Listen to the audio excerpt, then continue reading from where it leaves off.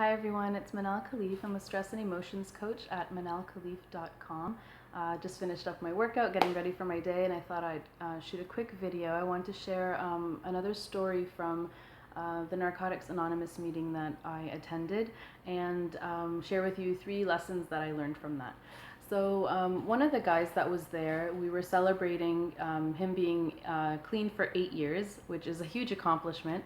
And so what they did at the meeting is everyone got up, everyone that knew him got up and, said a little bit about him and talked about how much he helped them and supported them. And I guess, because he's a sponsor for several of them. And they were talking about how, he was always there when they needed him.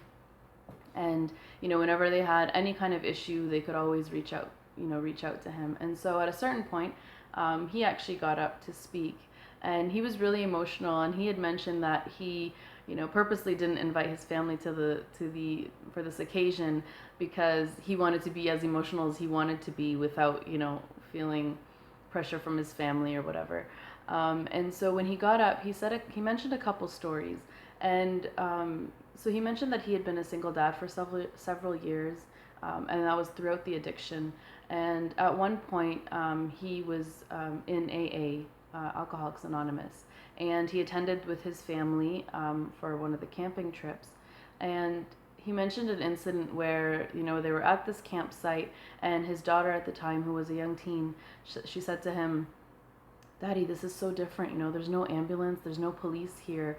And that really stung. That really hurt him, that he thought, man, just the way that his daughter has grown up in that environment, she was accustomed to, police being there, ambulance being there, her dad kind of messing up and needing to call for emergency type services or whatever. And yet he still fell off the wagon, and he got back into drugs, he got back into alcohol. And as his daughter grew up, he went to go visit her.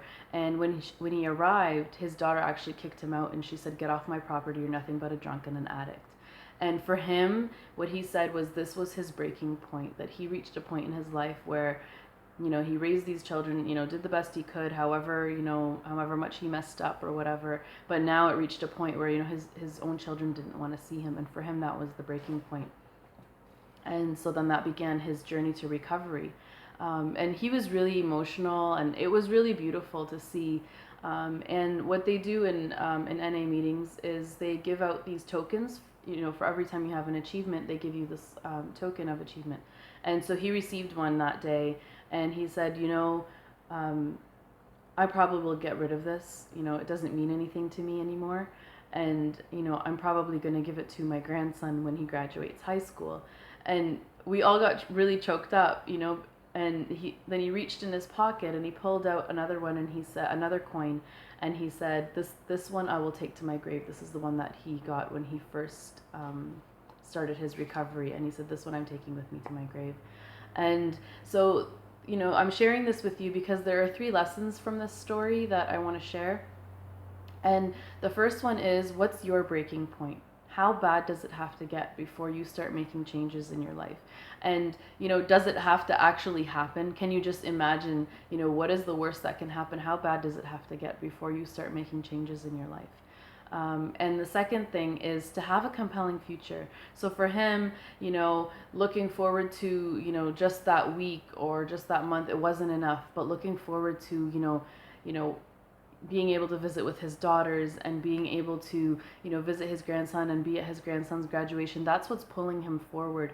And so, at times things get so bad and it seems like there's no way out, but I just want you to just suspend your disbelief just for a moment, and I want you to skip ahead. I want you to skip through all the messy parts, all the hard parts, all the challenging parts, all the obstacles, and I just want you to look ahead at this possible future, something that's compelling that'll pull you forward.